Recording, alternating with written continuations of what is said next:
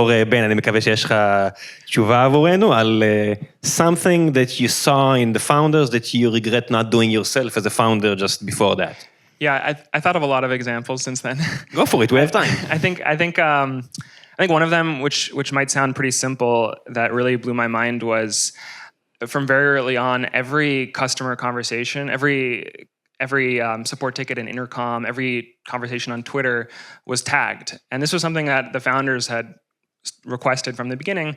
And what they would do with that was at the end of the month, they would produce a report around like what were the trends that people were asking for the most. Like were people asking for better fonts or accessibility, whatever it might be.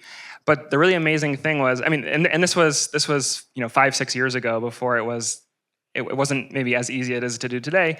They would actually email everyone when a new feature would come out solving one of these requests. 100 people who had asked for like font upgrades would get an email saying like, hey, we got your, we heard your request a while back. By the way, we just shipped this. And people would, and we would do it in the founder's name, and people would tweet the email being like, hey, the founder of Notion just emailed me saying they have new fonts. Like, I'm so happy. I can't believe they built this for me. And it was a tiny thing, but it blew people's minds. And this was like one of those things that created a ton of satisfaction, like with people using the product.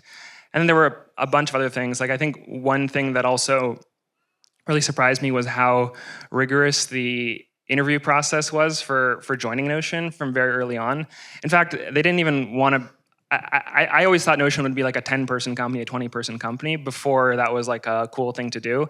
They didn't want to really bring people on early on. Like when I joined, I think maybe there was like one role open, and the company grew super, super slowly, and it was very, very intentional. I don't know the exact numbers, but I think Notion was probably at like 50 million in ARR when we were like 30 people, right? We were a tiny, tiny company relative to like the scale of the user base and revenue.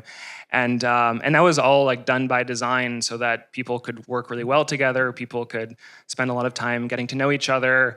And the founder as well was super, super careful about who was joining. And I remember he would do like 10, 15 reference calls on people when they would join, right? Like not a normal thing to do, but he would, anytime someone would get to like the end of an interview process, he would of course interview them and start doing reference calls to like people I had worked with from 5-10 years ago, asking really, really hard questions. And those are the things I just had never really thought about, but I think made a huge difference in the early days.